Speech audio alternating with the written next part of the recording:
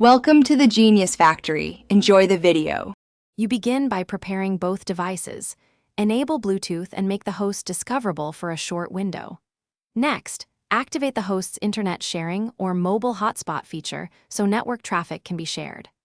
On the client, open Bluetooth settings and start pairing, accept the 6-digit code or PIN that appears. This first step links the radios and grants permission. Once paired, you move to select the proper network sharing profile so data can route over the Bluetooth link.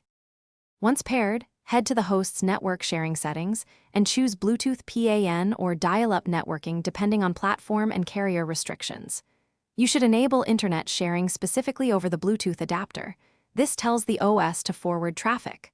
On the client, select the paired host as the network source and click Connect.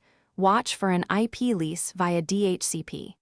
If the client shows no IP, release and renew the DHCP lease, or toggle Bluetooth off and on to force a fresh negotiation.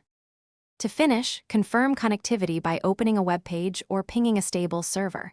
Note latency and throughput so you know the link quality.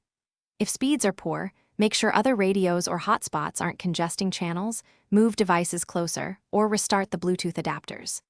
If connection fails, remove the Bluetooth pair on both devices, repair them, and switch internet sharing off and on the host.